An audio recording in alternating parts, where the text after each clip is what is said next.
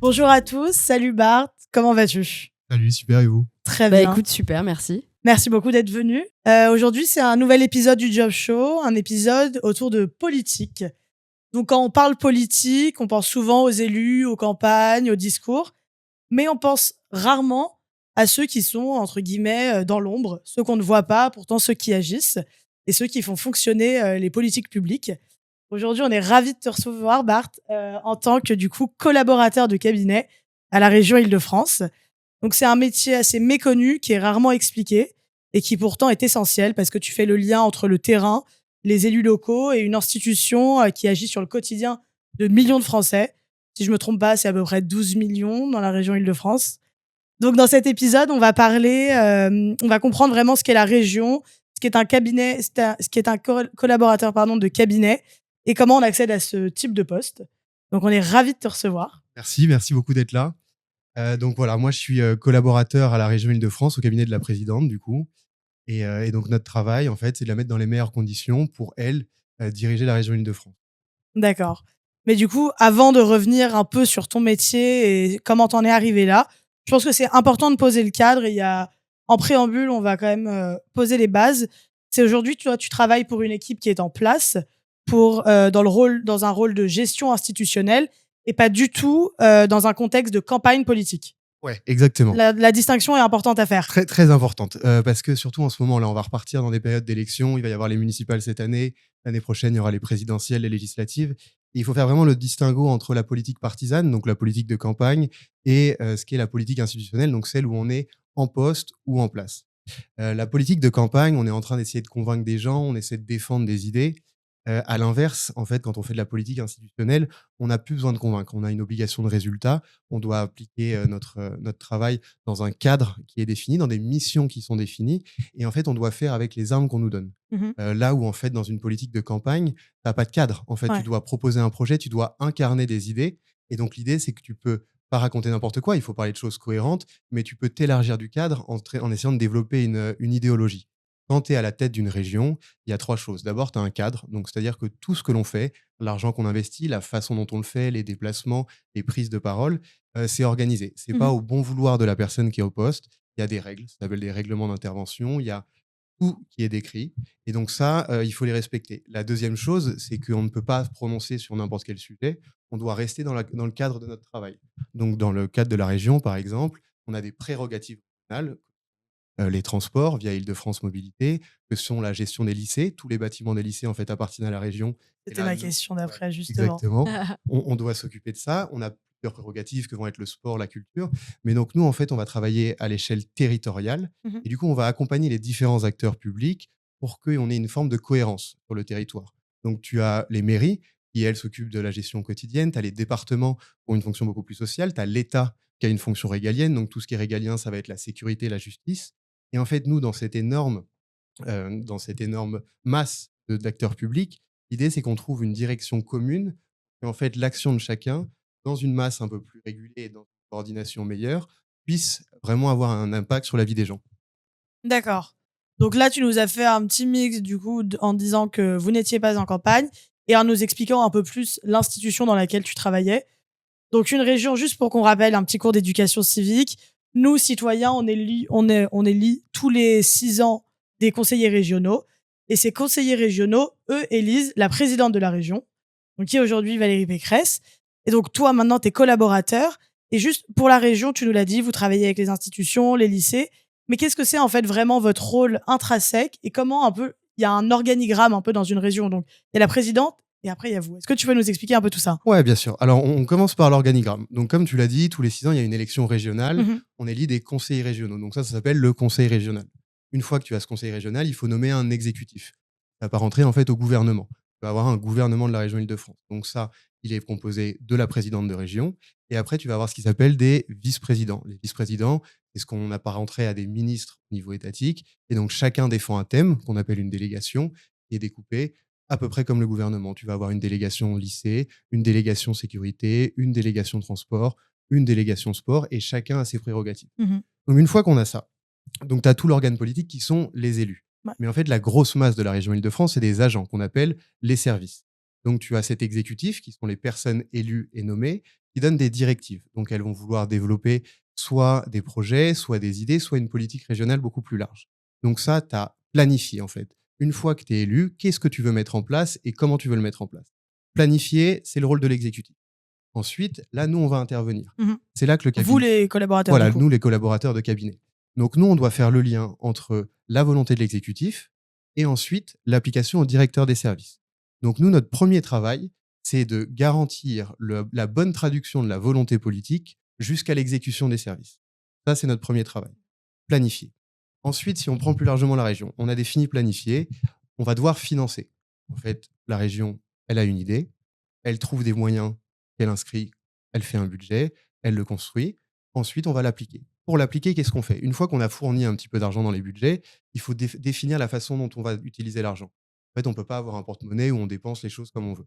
Donc, on va créer ce qu'on appelle des règlements d'intervention. Et donc là, c'est le travail qui se fait entre les collaborateurs du cabinet et la direction des services. C'est là où nous, on intervient, on est garant du coup en fait de la construction de la façon dont on va travailler. Donc, c'est pas vraiment un mode d'emploi, c'est plutôt un contrat qu'on va faire. Disons qu'aujourd'hui, on veut travailler sur les transports ou sur l'aménagement d'équipements. On va parler d'équipements sportifs. C'était les JO il y a quelques temps. Mmh. Donc, il y a une grande politique régionale qui disait donc, on sait que les Jeux Olympiques vont redonner le goût au sport à tout le monde. Tout le monde va vouloir se réinscrire à faire du sport. On veut générer cette politique de sport massif en Île-de-France. Dans la France entière, mais nous, on a géré l'Île-de-France. Et donc, on a un vice-président des sports qui a dit, d'accord, 5-6 ans avant les Jeux Olympiques, moi, ma politique régionale, ça va être de développer les équipements de proximité. Qu'est-ce que les équipements de proximité? C'est tout ce que tu peux voir dans ton quotidien, mais qui est public, qui te permet de faire du sport. Ouais. Les Ah, stades, les piscines, etc. voilà, les stades municipaux, les piscines, les terrains synthétiques, les petits aires de street workout. Donc, il a dit, je veux plus d'équipements parce qu'en fait, l'Île-de-France était complètement dépourvue d'équipements sportifs. Donc, on a créé ce qui s'appelle des règlements d'intervention pour tous les dispositifs sportifs qu'on pouvait imaginer. Et c'est là où, en fait, le travail commence à devenir un petit peu complexe. C'est que l'argent public, il faut le dépenser dans un cadre, donc dans des règlements d'intervention. Et donc, on doit anticiper et construire pour chaque investissement qu'on voudrait faire un règlement qui dit combien on peut mettre, comment on peut le faire, à qui ça doit servir. Je te donne un exemple, on va rester sur les équipements sportifs parce que c'est très parlant. On va avoir des constructions de street workout, des constructions de terrains synthétiques, des constructions de terrains de padel. Bon, tout ça, ça a un prix. Comme on est dans le public, on va devoir passer par des marchés. Donc évidemment, il faut commencer par encadrer l'argent qu'on va pouvoir délivrer. Donc on réfléchit, on regarde quel est le montant d'un terrain synthétique, quel est le montant d'un terrain de tennis, quel est le montant d'un street workout, et à chaque fois, on va créer un règlement d'intervention qui dit, bon, pour éviter le favoritisme, nous, on va aller jamais plus haut que 30% de l'investissement. Ensuite, on va se dire, si jamais il y a un plafond, on va plafonner. En plus de ça, on va dire que on ne peut pas nous construire, Région Île-de-France, des terrains pour que ce soit à but lucratif ou privé. Ouais. Donc, en fait, il faut qu'il y ait l'utilisation des lycées à côté. Donc, ça veut dire que chaque semaine, si on construit avec la ville un équipement sportif, il faut que le lycée d'à côté puisse en profiter. On va faire du développement handicap. Les Jeux, c'était une réussite pour le sport, mais aussi pour le parasport. Bon, s'assurer qu'il y ait des associations parasportives qui puissent en profiter.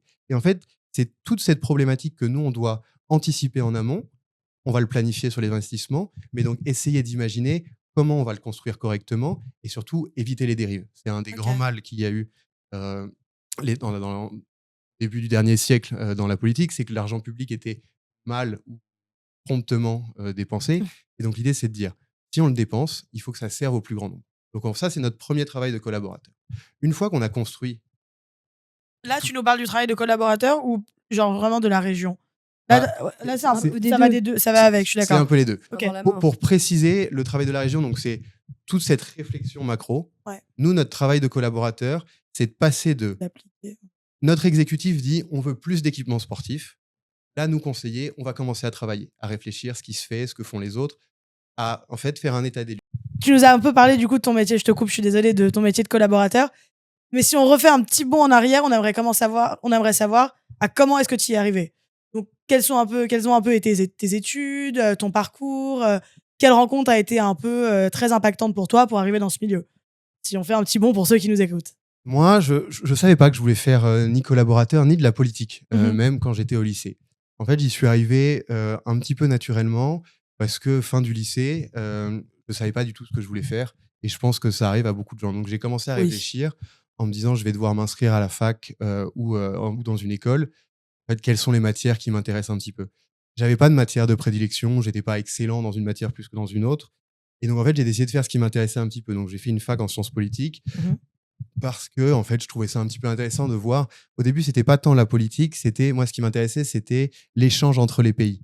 En fait, comment dans un monde, tu vois, que nous on connaît aujourd'hui en 2025 maintenant, 2026 maintenant, tous les États sont un peu connectés, on peut faire à peu près tout et rien. Donc, je pensais que je voulais faire de la géopolitique. J'ai fini mes études et j'ai fait un stage de fin d'études dans une ambassade. J'ai adoré, c'était trop bien. Mais dans ce que je te décrivais un petit peu tout à l'heure et dont on reparlera, l'ambassade, encore plus que la politique nationale, c'est extrêmement codifié pour éviter en fait toutes les erreurs. Si tu veux, La diplomate, quoi. voilà. En Ouais. fait, la diplomatie, c'est pas celle qu'on entend. En fait, il n'y a pas deux ambassadeurs qui se regardent dans les yeux en se faisant des menaces. De la façon dont ils s'habillent à la façon dont ils se comportent, il y a tellement de codes que tu n'as quasiment aucune liberté. Et en fait, est arrivé le Covid et donc j'avais plus cet emploi dans l'ambassade et je n'avais pas vraiment de boulot et j'ai commencé à faire un peu de militantisme politique parce que c'était l'année des élections qui allait arriver et parce que en fait, ça m'intéressait. Je trouvais ça un petit peu amusant, c'était challengeant. Et de fil en aiguille, j'ai rencontré des personnes qui ensuite m'ont fait confiance, j'ai travaillé avec eux. Et en fait, je me suis retrouvé dans ce milieu-là et j'ai aimé cette adrénaline en fait de la politique nationale. Pas parce que tu touches au pouvoir, parce que ça, honnêtement, quand tu commences, surtout aux âges qu'on a, que tu sois stagiaire ou tes premiers emplois, tu n'as aucun pouvoir et tu ne vois même pas le pouvoir. En fait, moi, j'ai aimé l'idée de me dire, on peut faire plein de choses pour les gens, toujours de manière différente. Et c'est plus par cet esprit que je suis rentré dans la politique. C'est à la fois pour le challenge de il n'y a jamais de répétition, mais aussi, en fait, on peut donner, quand on est jeune, un petit peu de temps. Et en fait, cet investissement-là, il est super instructif. Moi, j'aimerais du coup revenir à du coup, juste avant, donc avant que tu nous parles de tes études, etc., et que tu commences à nous raconter un peu plus ton métier en tant que collaborateur. Parce que, donc, comme tu l'as dit tout à l'heure, tu es collaborateur de cabinet et plus précisément en charge du développement des territoires. Et donc, dit comme ça, c'est quand même pas très parlant pour quelqu'un qui n'est pas du tout au courant de la politique, dont notamment India et moi qui sommes vraiment deux blondes à ce niveau-là. Et donc, tu commençais à nous parler du fait que toi, ton rôle, grosso modo, c'était comment appliquer le macro, les idées macro, aux entités micro. C'est ça? Et Exactement. donc, comment est-ce que tu peux, du coup, en continuant un petit peu ce que tu nous disais tout à l'heure, concrètement nous expliquer quel est ton métier aujourd'hui? Très clair. Donc, en fait, comme je te le disais, on a donc nous un exécutif qui va avoir des idées. Soit c'est une idée de développement, soit c'est pour répondre à une carence. Moi, j'aime bien prendre une métaphore qui est que toutes les institutions publiques, ce sont des gros bateaux, mais des très vieux bateaux. Et le problème, c'est qu'il faut écoper ce bateau parce que souvent, ce bateau coule. En fait, le monde avance très, très vite et l'institution publique toujours un petit peu moins vite parce qu'il y a des codes, parce que finalement aussi, c'est du service public. Donc, malgré le fait que c'est des très gros budgets, tu as moins de moyens qu'une entreprise privée. Donc, tu dois faire beaucoup plus, beaucoup mieux, avec beaucoup moins, qui n'est pas possible. Donc en fait, l'idée politique, surtout au niveau local, qu'elle soit au niveau de la région ou au niveau d'une municipalité, c'est de répondre à un problème. En fait, contrairement à une entreprise qui va essayer d'être en avance et de développer, nous, c'est toujours essayer de combler le retard qu'on peut avoir. Donc en fait, tu vas essayer de répondre à une problématique ou de solutionner une problématique. Donc de cette problématique, l'élu va vous proposer une idée politique et là, nous, on arrive. Donc le collaborateur, le premier travail qu'il doit faire, c'est faire un point sur la situation. Tu veux, quand on a relevé une problématique, nous, dans ces cas-là, dans mon cas à moi, donc je suis conseiller territoire et donc ça s'appelle en charge de la relation avec les élus. Donc, je vais commencer à me rapprocher des élus. Pourquoi je me rapproche des élus? Parce que, en fait, les élus, dans leur construction la plus première, ce sont les représentants du peuple. Donc, en fait, on va aller parler aux maires, on va aller parler aux associations, on va aller parler aux délégués syndicaux, on va aller parler il peut y avoir des associations de maires, il peut y avoir des associations de professeurs, il peut y avoir les parents d'élèves, les utilisateurs. Donc ça, c'est notre premier travail parce que comme ça, on va comprendre en fait comment le problème que nous, on a décelé au niveau macro, il est vécu et ressenti au niveau micro. Parce que c'est toujours différent d'avoir l'idée que de voir comment elle est appliquée. Ou alors d'entendre un problème de la bouche des personnes, ça le rend beaucoup plus réel. Et vous êtes combien à peu près du coup, de collaborateurs pour le territoire Île-de-France à faire ça? Alors, nous, au cabinet de la région Île-de-France, on est une vingtaine de collaborateurs qui mélangent conseillers techniques. Donc là, c'est des experts dans leur domaine. Donc les conseillers techniques, ça va être un conseiller lycée qui est en charge de l'éducation et donc qui a une vision beaucoup plus technique que celle qu'on peut avoir. Et là, nous, en conseiller en charge de la relation des élus, on est 4. Donc on partage les territoires, mais avec ces 4 personnes, on va couvrir les 1278 communes d'Île-de-France. Ok, Tu d'accord. ajoutes à ça les intercommunalités, tu ajoutes à ça tout en fait, toute personne qui est élue en Île-de-France, on peut avoir un échange avec eux, justement pour essayer de solutionner ou de faire avancer un problème. Et il y a combien de communes à peu près? 1278. 1278. 118, pardon. Waouh, ok. C'est Ah, pas mal avec de des monde, quoi. problématiques hyper diverses, parce que Ouais. la richesse de l'Île-de-France, c'est aussi, de temps en temps, ça peut être une de ses lacunes. On va passer de Paris, qui est une métropole mondiale, à des territoires comme la Seine-et-Marne ou le nord du Val d'Oise, où en fait, tu as des territoires super ruraux. Mhm. Et donc, en fait, il va falloir qu'on réussisse à concilier sur certains projets des personnes qui habitent au centre de la capitale et d'autres limitrophes avec la Normandie. Ouais, d'accord. La difficulté, là. Là, c'est challenge. Exactement, c'est challenge, mais en fait, c'est là où c'est tellement intéressant parce que tu dois en fait te mettre à la place de chacune de ces personnes. Et donc, notre boulot, il demande une forme d'empathie où en fait, il faut être capable de dialoguer avec un agriculteur qui va défendre évidemment tout son point de vue, mais sans imaginer que le point de vue auquel il est opposé, c'est une personne qui ne partage pas du tout les mêmes habitudes que le sien.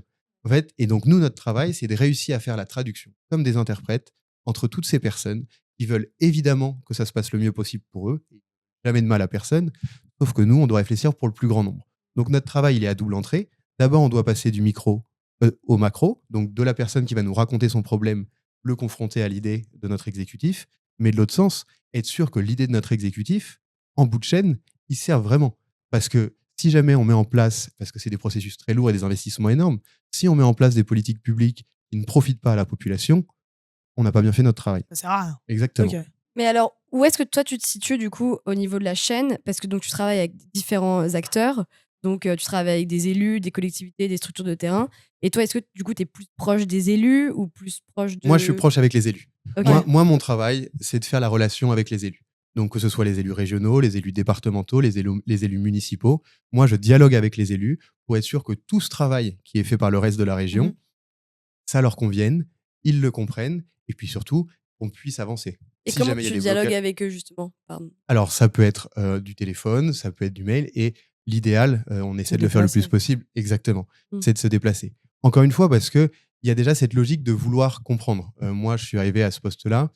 Honnêtement, je n'imaginais pas la diversité des typologies de villes qu'il pouvait y avoir en Île-de-France. Donc, ne serait-ce que se déplacer, c'est extrêmement intéressant parce que tu te rends compte que la vie que nous, on a, elle est complètement différente selon les personnes. Et donc, tu vas avoir un environnement différent, tu vas avoir des populations différentes, tu vas avoir des attentes complètement différentes. Donc, la première chose, je pense, quand on a ce genre de travail, la relation avec les élus, c'est de se déplacer parce qu'en fait, on ne traite pas les élus de la même façon. Et les élus, en fait, ils nous racontent des problèmes qu'on ne peut pas visualiser. Donc, se déplacer, c'est le meilleur moyen, en fait, d'être au plus proche de la vérité. Ok, d'accord. Et donc tu dois beaucoup bouger en fait finalement pour Et pour énormément. ton métier. Et je crois que c'est une des choses que je préfère dans ce métier. Ça doit C'est forcément impacter tes journées. absolument. Ouais. Je fais jamais 2 jours d'affilée à mon bureau sans bouger. Et Ah. donc, pour qu'on se rende bien compte de la réalité de ton métier, ça ressemble à quoi du coup une journée type pour toi? On n'a pas, du coup. Ouais, Ouais. exactement. C'est l'avantage. C'est qu'il Ouais. n'y a pas de journée type. On essaie d'alterner. Alors moi, évidemment, mon calendrier il est un petit peu fixé sur celui de la présidente. Donc nous, quand la présidente se déplace, on se déplace avec elle. Parce que moi, dans mon cas de figure, il y a toujours des élus qui sont présents sur ces déplacements. Donc en amont de ces déplacements, on prend la tâche des élus, on échange avec eux. Est-ce qu'on est bien d'accord qu'on se déplace pour les bonnes raisons? Est-ce que les problématiques ont été remontées en amont? Parce qu'en fait, l'idée, c'est de solutionner les problèmes aussi. Donc, si on découvre les problèmes le jour J, on est moins à même d'apporter des solutions ou alors même, en fait, ça ne sert à rien. Donc, il faut qu'on puisse anticiper les problèmes. Donc, il y a tout ce qui va être les déplacements courants. Et après, on a notre travail à nous. C'est-à-dire que les projets qu'on a essayé d'initier, bah, comme beaucoup de chargés de projet, on les gère depuis notre bureau. On a les rendez-vous avec les partenaires. Et puis, on est en train de préparer en fait les actions, de suivre, de coordonner pour être sûr que ça aboutisse.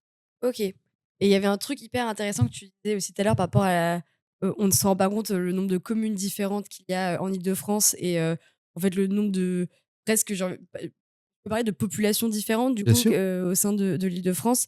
Et ça, je trouve que c'est aussi très typique à la France parce que on est un pays qui est tellement riche d'histoire et qui est tellement vieux Enfin, j'imagine que par exemple, à Dubaï, il y aurait pas les mêmes problématiques qu'en France. Il y a pas cette diversité surtout Ouais, il y de aurait pas cette population. Ouais, diversité. Exactement. En fait, c'est la richesse de l'Île-de-France, c'est que la ouais, population n'est pas lissée du tout. ouais. Mmh. Donc, en fait, on va avoir des cultures internes, des bâtiments différents, même en fait sur l'architecture qu'il peut y avoir dans certaines villes. C'est incroyable de voir à quel point certains sont très bétonnés, d'autres sont. En fait, c'est vraiment de temps en temps la campagne, c'est vraiment des territoires ruraux. Et moi, je trouve que c'est un petit peu magique, en fait. Ouais. Trop intéressant. Mais justement, si on veut un peu imager, est-ce que toi, là, dans ta tête, tu peux nous parler d'une mission vraiment que tu as faite, genre de l'identification d'un problème à sa résolution? Ouais, complètement. Tu vois, en octobre dernier, il y a eu une tornade qui est passée dans le Val d'Oise. Alors, c'est passé un petit peu aux infos. Et donc, pour que tu rendes compte un petit peu la façon dont ça se passe, la tornade est passée la veille à 17h. Ça a détruit beaucoup d'habitations, ça a détruit un chantier. Il y a eu malheureusement une personne qui est décédée sur le chantier parce qu'une grue s'est écrasée contre un immeuble. Et donc, en fait, la journée du lendemain est chamboulée parce que tout ce qu'on avait prévu est caduc. L'idée, c'est d'aller s'occuper de cette urgence. Nous, notre travail dans ces cas-là, eh ben, c'est d'aller sur place, d'aider les populations à recenser les dégâts, de voir quelles sont les problématiques, parce que ça, on ne pourrait pas le faire de notre bureau. On pourrait dire, on vous fait un gros chèque, mais un chèque pourquoi? Et donc, nous, là, on se déplace, la présidente se déplace aussi, les élus locaux viennent se déplacer aussi. Et donc, la première phase, c'est, comme je vous le disais, de recenser les problèmes. Ouais. Donc, où est-ce qu'il y a eu des casses?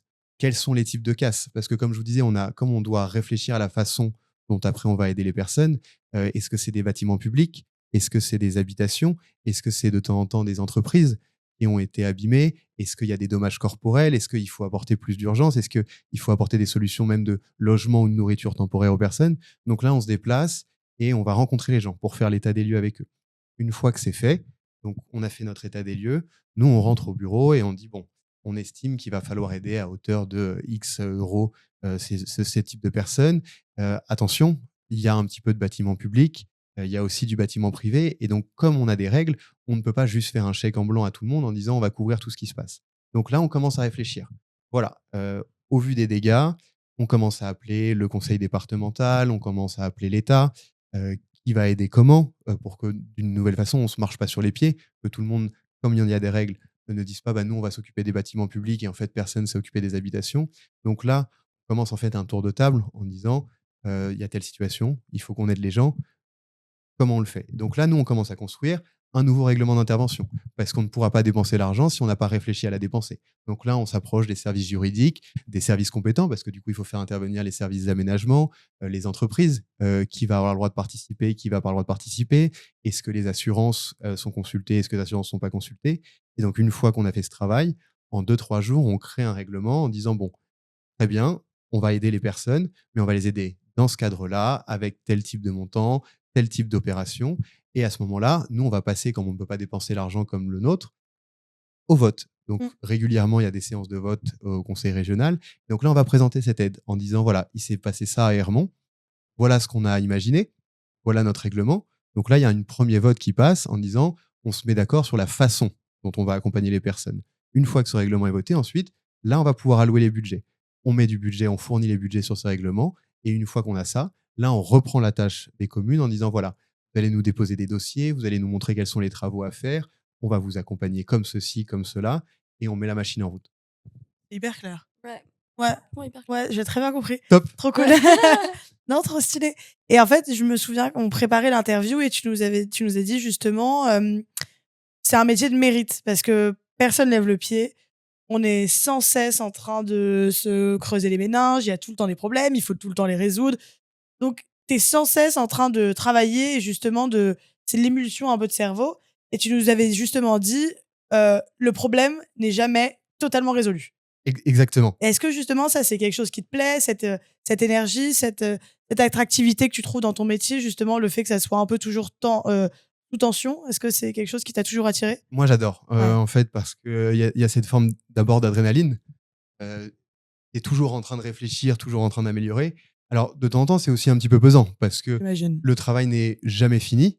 Mais ça, c'est un point que moi qui me plaît, mais qui peut être un petit peu pesant pour certaines personnes. Et surtout, ça, c'est dans la vision négative, personne n'est jamais pleinement satisfait de ce qu'on propose. Tu verras et tu peux le confronter avec tes amis. Il n'y a aucune décision politique autour d'une table ou d'un dîner où tout le monde dira ça, c'était parfait. Donc, c'est à la fois un petit peu amusant parce que, bon, bah, et nous, on le choisit de le faire, mais c'est un rythme qui est super important.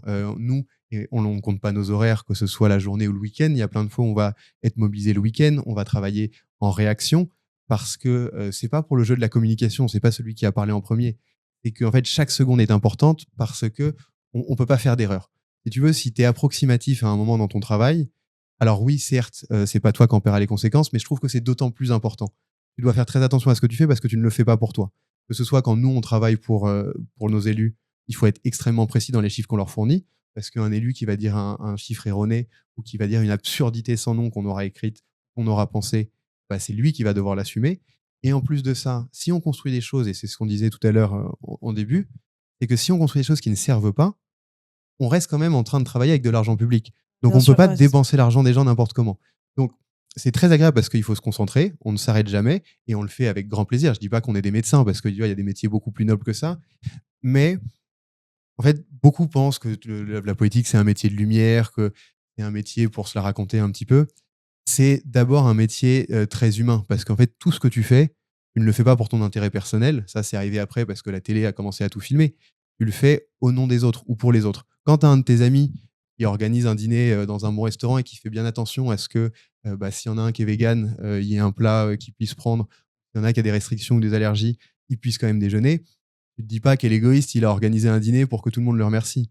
Non, en fait, c'est juste ultra sympa et tu remercies tout le temps la personne de ton groupe de potes qui organise les dîners parce que c'est souvent le même. Ouais. Et justement, est-ce que c'est quelque chose qui te plaît d'être conseiller de territoire et d'être au plus proche des gens, enfin de la vie réelle, de se rendre compte Ouais. que quand tu es à un plus haut niveau, j'imagine, quand tu bosses vraiment pour le gouvernement en place aujourd'hui, pour le président, je pense que tu as une vision beaucoup plus haute et tu es moins, tu vois, t'es moins proche. Toi, tu aimes bien justement être vraiment face à Ouais, eux. exactement, parce que je pense que ça fait quelques années qu'il y a eu une professionnalisation de la politique, donc c'est devenu un métier. Avant, c'était une évolution un peu plus logique. Si tu regardes, ne serait-ce que les élus, bon, prenons le président de la République parce que c'est ce qu'il y a de plus parlant. Au début de la Ve République, c'était des présidents de la République un peu vieux, qui ont eu des carrières avant. Et quand on dit des carrières politiques avant, en fait, tu ne commençais pas député ou tu ne commençais pas ministre. Tu étais conseiller municipal, puis maire, conseiller départemental, puis conseiller régional, puis ensuite aux intercos. Et de temps en temps, là, tu étais appelé à être député, si jamais en fait tu connaissais bien ton territoire et que tu représentais ton territoire. Ensuite, si tu avais une vraie spécialité, tu étais nommé ministre. Mhm. Aujourd'hui, il y a des attraits et il y a des avantages à ce que la politique soit professionnelle parce qu'on a des personnes extrêmement techniques de temps en temps, mais c'est un métier en fait qui ne peut pas s'apprendre autrement que par l'expérience. Et donc, on pourra théoriser autant qu'on veut la politique. Les meilleurs politiques resteront ceux qui ont eu des mandats progressifs parce qu'en fait, ils ne sont plus détachés. C'est devenu une façon de vivre, le fait de représenter les autres. Et que c'est quelque chose de très compliqué, et c'est ce qu'on disait tout à l'heure, et c'est pour ça que moi, j'ai eu besoin de le faire quand je suis arrivé à la région, c'est que rencontrer, découvrir les villes, rencontrer les populations, ça te permet de réfléchir pour eux. En fait, si tu ne les connais pas, et ça, c'est pour n'importe qui, tu ne peux pas penser à leur place. Et donc, être propulsé aujourd'hui sur des fonctions nationales, c'est extrêmement difficile. Et c'est pour ça que moi, l'avantage que j'ai, c'est qu'en travaillant à la région Île-de-France, je suis à la barrière entre la politique nationale et la politique territoriale. Et donc, en fait, pour moi qui commençais ce métier et qui avait besoin d'apprendre, c'est pas seulement une nécessité, tu as besoin d'apprendre, et ben, je me rends compte de ce qu'est la politique territoriale à petite échelle, tout en ayant un goût, sans le faire tous les jours, de ce que peut être la politique nationale. Parce que du coup, pour aller chercher de temps en temps des budgets, pour faire des négociations avec l'État, on a des dialogues avec la politique nationale et l'État en général, mais on répond constamment à des problématiques locales. Et justement, très intéressant. Et tu parlais à l'instant d'évolution. Toi, en tant que collaborateur de cabinet, qu'est-ce qui peut se passer après pour toi? Souvent, un collaborateur va où après pour les jeunes qui souhaitent se lancer là-dedans? Alors, il y a différents profils. Tu as le collaborateur en fait qui enfile son habit de collaborateur et qui toute sa vie, parce que c'est la façon dont il fonctionne bien, sera collaborateur. Mhm. Soit il s'attache à un élu, et donc là, tu es un petit peu dépendant du mandat électoral de ton élu, soit un petit peu comme un avocat le ferait, tu développes cette compétence de cabinet, et plus tu grandis, plus tu acquiers de l'expérience. De la même façon que dans une société, tu passes de chargé de mission à directeur et tu peux changer d'entreprise, et ben là, tu peux être recruté dans des organes plus importants, tu peux choisir d'aller faire un petit peu dans un autre territoire à l'étranger. Donc ça, c'est quand tu restes collaborateur, comme dans une entreprise, et ben en fait, tu vas monter en grade. Ok. Tu as des conseillers, tu as des chefs, tu as des directeurs, tu as des organes plus ou moins importants. Moi, j'ai beaucoup de chance. La région Île-de-France, c'est la première région d'Europe. Ouais. Donc, c'est du local, mais avec une envergure extrêmement importante. Mais tu peux aller ensuite en ministère, tu peux aller ensuite, peut-être un jour à l'Élysée, ça on verra. Mais donc, tu as cette carrière de collaborateur. Après, tu as plein de collaborateurs qui, justement, nous on disait, on prépare et on met les élus dans les bonnes conditions, mais ça reste les élus qui arbitrent et qui décident. Et donc, en fait, cet attrait pour la décision crée des élus. Alors, en général, il faut faire attention parce que les anciens collaborateurs qui deviennent élus sont les élus les plus exigeants. Parce que comme ils ont vu toute la machine Ouais. derrière, ils sont extrêmement précis sur le travail qu'il faut faire. Mais ça fait des élus de grande qualité et surtout qui se donnent les moyens en fait de faire. Parce que de temps en temps, les élus, qui eux sont là pour la prise de décision, comme ils n'ont pas conscience de la machine ou du poids en fait d'une démarche administrative, ils sont de temps en temps un petit peu frustrés parce que c'est le problème du public, ça va pas assez vite. Donc en fait, avoir un élu qui a été collaborateur avant, il connaît tous les maillons de la chaîne et donc ça lui permet d'avoir une réflexion qui est encore plus pointue que la plupart des élus. Et après, tu as les gens qui, et ça c'est un vrai avantage aussi de ce métier, décident de quitter la carrière publique pour aller faire une carrière dans le privé. Et c'est, tu vois, ce que nous, on se disait quand on s'est rencontrés. En fait, moi, ce que j'adore dans ce métier, c'est qu'après, tu peux faire à peu près ce que tu veux, que ce soit dans le privé ou dans le public. Mais si on parle du privé, évidemment, on n'est pas des experts comme pourraient l'être les très, très grands énarques et autres. Sauf qu'on a une faculté, quand on a été collaborateur, c'est l'adaptabilité. Tu peux comprendre, du coup, par l'empathie que je t'ai décrit, et surtout la diversité des sujets que tu as traités, tu es capable de comprendre n'importe quelle problématique. Ça ne veut pas dire de la gérer, mais ça veut dire que tu es capable de la comprendre. Je pense qu'à partir du moment où tu comprends quelque chose, tu peux te donner les moyens de bien faire. Et donc moi, en fait, c'est ce que j'adore aussi dans mon travail. On parlait tout à l'heure des déplacements. Est-ce que je suis à mon bureau? Est-ce que je suis en déplacement? Ça, c'est un fait. J'adore parce qu'on est tout le temps en mouvement. Mais en plus de ça, il y a une partie de ma journée où je vais faire de la sécurité. L'autre, où je vais me renseigner sur des sujets de santé. L'autre, sur de l'éducation.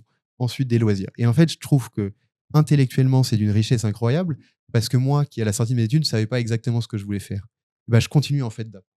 Et ça, c'est un vrai bonheur parce que moi, je vois, et ils n'en sont pas tristes, mais j'ai beaucoup d'amis qui ont mon âge, qui ont le même travail depuis 4-5 ans et qui, eux, détachent vraiment leur vie professionnelle de leur vie perso parce que de temps en temps, la vie pro, elle est un petit peu répétitive. Ils sont spécialisés dans une tâche, ils reproduisent mieux que personne. Ça, c'est Ouais. évident, mais ils font toujours la même.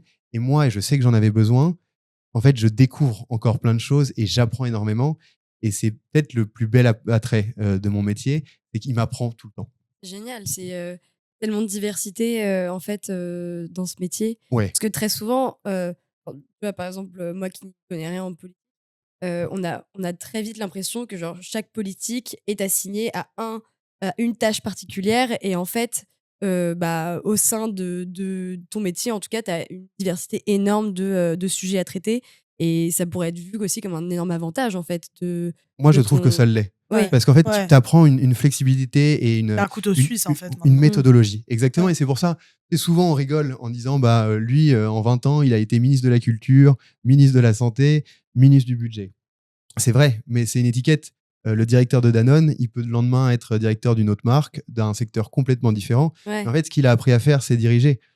Il y a des conseillers techniques, il y a des personnes qui, sur les domaines, sont intransigeants, mais ça, c'est des gens cachés. C'est des gens du cabinet qui, eux, sont là pour l'aspect technique. En revanche, l'empathie, savoir comprendre et prendre les décisions, parce que c'est super dur, bah ça, en fait, c'est ce qu'on t'apprend dans ce métier. Mm. C'est de prendre n'importe quel sujet, pas de penser que tu le sais, de regarder le sujet, faire l'état des lieux, le comprendre, et ensuite essayer de trouver des solutions. Donc ça, c'est des réelles cordes à ton arc, en fait, que tu as maintenant pour si tu veux continuer dans ce métier-là ou faire différents métiers. Et est-ce que tu dirais qu'il y a d'autres avantages dont tu pourrais nous parler? Ou, par exemple, tout à l'heure, tu nous parlais, enfin sur le point inverse, mais tu nous parlais des critiques que les politiques pouvaient recevoir parfois des locaux. Donc quels sont finalement donc, les avantages et les désavantages de ce métier? Les inconvénients, oui. L'avantage de ce métier, bah, c'est ce que je viens de te dire, Ouais. avec plein d'engouement, c'est que c'est super. Mm. T'apprends, tu fais plein de choses et t'en découvres énormément. Les désavantages, c'est le rythme. Si jamais, tu vois, il faut le faire. C'est pour ça que je disais qu'il faut le faire jeune, parce que là, j'ai la chance de ne pas avoir de famille. Je pense que si tu veux un équilibre vie de famille, vie professionnelle, quand tu fais ce métier, c'est très compliqué parce que dès lors qu'on juge que tu le fais pour les autres, les élus, ça pose un rythme extrêmement important. Donc, ils l'imposent aussi à leurs équipes parce qu'en fait, la vie réelle, elle s'arrête jamais. C'est pas parce que c'est dimanche que les gens arrêtent de vivre, donc il faut toujours Ouais. travailler en continu. Attention, On t'a après, déjà appelé un dimanche? bien sûr, on a Ouais. déjà appelé des week-ends. Et il y a des week-ends qu'on a complètement pour nous, on prend des Oui. vacances comme tout le monde. Mais en fait, c'est le rythme qui veut ça, parce que la vie continue. Et donc, tu as ce premier aspect qui fait que le rythme est très important. Tu as l'aspect de satisfaction. Comme je te disais, de temps en temps, c'est frustrant, pas agaçant parce qu'on s'y habitue, mais c'est frustrant parce que tu mets beaucoup d'énergie, beaucoup de bonne volonté à essayer de faire bien les choses. Et au partir du moment où c'est public ou alors t'en parles avec les gens, ils ne viennent te parler que de ce qui ne va pas. Là, je vais te donner un exemple. L'année dernière, une des grandes mesures de la région, ça a été, et ça va peut-être parler à tout le monde, de proposer le ticket unique dans les Ah oui. transports en commun. Et ça, Ça m'a rendu folle hier. encore. que ce... et là, je vais même pas te parler de l'idée parce que c'est pas intéressant de savoir si tu es d'accord ou contre. Mais il faut se dire que ce changement-là, c'est un travail qui a pris des années. C'est une réflexion de très long terme. Il faut construire du coup que ce soit les budgets, il faut anticiper, il faut Il mettre faut prévenir les gens. exactement. Ouais. Tu le mets en place. Et donc, encore une fois, on parle pas de d'accord ou pas d'accord, mais tu vois, il y a une forme de soulagement parce que ça y est, c'est parti. Et bah, dès lors que c'est terminé, le nouveau projet, c'est de répondre à tous ceux qui sont pas d'accord et qui trouvent que c'est un scandale, que ça va pas du tout. Justement, c'est tellement fatigant. C'est la C'est cour le bureau des- des c'est la plaintes, cour quoi. des miracles, en fait. Exactement. Et tu vois, et tout le monde commence sa phrase par c'est très bien, mais et tu vois, Ouais. et là c'est parti. Et tout le monde a Ouais. quelque chose à dire. Et Surtout le Faut être- français, qui est quand même connu pour être Ouais. assez ronchon. Non, mais faut être solide, c'est un métier, vois. faut être solide, faut pas que ça tienne, faut pas Et- se prendre à cœur. Quoi. exactement. Mais nous, alors, et c'est le seul avantage qu'on a, c'est que quand tu es collaborateur dans un cabinet, tu n'es pas la décision, tu n'es pas la tête de proue. Et c'est là où le mérite revient aux élus parce que, Ouais. en fait, moi, les gens vont me dire c'est la décision d'un tel ou c'est la mesure d'un autre. Eux, ils vont la porter, en fait. Mm. Tu vois, quand un ministre propose une loi, elle porte son nom derrière. Donc, il faut assumer tout ça. Et donc, je trouve que maintenant, on s'en amuse. Moi, les premiers temps, en fait, je trouvais ça extrêmement frustrant. Parce que de temps en temps, en plus, quand tu es jeune, tu vois, la moindre mission que tu as accomplie dans tes premiers Ouais. travaux, tu veux le raconter à tout le monde. Tu en es hyper fier. Et la réaction même de tes meilleurs amis, c'est de t'expliquer parce que eux ils l'ont vu sur une chaîne d'infos ou parce qu'ils l'ont mal lu dans les médias, de te dire que si eux l'avaient fait, ils l'auraient fait un petit peu mieux. Ouais, Et tu vois, c'est Allez. juste la nuance où maintenant c'est très amusant. Mais les premières fois, pour un métier que tu fais un petit peu avec le cœur parce que c'est un métier passion, c'est étonnant. Mm. Mais aujourd'hui, t'es content d'être dans l'ombre. Tu es super content d'être dans l'ombre. Ok. Ouais. Pour l'instant, c'est vraiment pas le même métier Ouais. Non, d'être élu ouais. ou collaborateur. Et surtout, on voit que ça forge chez toi une forme d'humilité. En fait, ça apprend quelqu'un à rester assez humble en fait par rapport à son travail. Et ça d'ailleurs, je pense que ça peut être un très bon conseil pour les jeunes qui aimeraient se lancer dans ton métier. Est-ce que tu as d'autres conseils que tu aimerais donner d'autres jeunes qui plus tard peut-être aimeraient se lancer dans ton métier ou un autre dans la politique? Il faut vraiment faire confiance à l'expérience. Je pense que c'est la chose la plus importante de ce métier et on peut vite l'oublier parce que c'est aussi la force de l'élection ou d'être élu, c'est qu'en fait, il n'y a pas de règle. N'importe qui peut être élu n'importe quand, à n'importe quelle échelle et n'importe comment. Et donc, que des jeunes se lancent en politique, je trouve que c'est extraordinaire. Mais il ne faut pas oublier que c'est un métier où l'expérience prime et même si on veut changer le monde, même si on veut que ça aille très vite, il faut aussi prendre le temps de regarder un petit peu et d'analyser parce que on est dans un monde où tout va très vite. On a l'opportunité d'apprendre plein de choses, mais entre apprendre et comprendre, il y a quand même une vraie différence. Et donc, je pense que c'est ça. Il faut déjà être très bien entouré. Je pense que c'est aussi le secret de la longévité de certains élus ou de certaines personnalités politiques, c'est qu'elles sont bien entourées. Pas toujours des mêmes personnes. Il y a des renouvellements, ça change. Mais c'est un métier où, en fait, et dans l'intimité et dans le sans-filet, tu es tellement livré en permanence parce qu'il y a le rythme qui fait que tu n'as pas le temps de regarder tout. Donc, il faut avoir une confiance aux personnes qui t'entourent qui est extrêmement importante parce que comme ça, tu ne te perds pas. Parce que de temps en temps, et c'est normal, tu sais plus trop où tu habites. Et en plus de ça, ça va être garder un petit peu les pieds sur terre.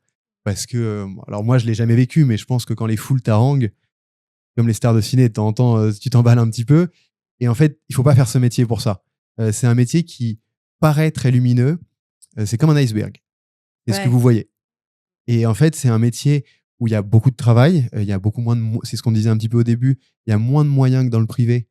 Donc en fait, si on fait le ratio taux horaire, c'est pas si bien payé. Donc en fait, si tu n'aimes pas ce métier, ça sert à rien de le faire. En revanche, tu prends la curiosité de le faire ou t'y intéresser, souvent je trouve que t'en tombes amoureux. C'est C'est trop beau. beau. Ouais, c'est très Ouais. beau comme mot de la fin. Ça m'a donné envie de faire de la politique, Fred. Ah ouais? Ouais, c'est Bah, joli. allez, votez India en 2027. Bonne chance. Mais non, je rigole. Mais bah écoute, merci beaucoup, Bards. Tomber amoureux de son métier, je pense que ça devrait être le mot de la fin. Ouais. Et d'ailleurs, ça le sera. Écoute, merci beaucoup d'être venu et de nous avoir parlé de ton métier. C'était hyper intéressant. Je n'avais aucune idée à quel point ça pouvait être aussi humain, ce travail. Et en tant que citoyenne qui prend le métro tous les jours, qui aime bien quand même voir sa rue un petit peu propre et voir des choses mises en place aussi en fonction des événements qui se passent ou par exemple les Jeux Olympiques, comme tu disais tout à l'heure. En tant que citoyenne, en fait, juste qui vit à Paris, c'est quand même. On le remarque quand même tous les jours, le travail qui est fait autour. Et merci beaucoup. Voilà. Trop Ouais, cool. merci Merci de m'avoir beaucoup. reçu. Trop bien, merci.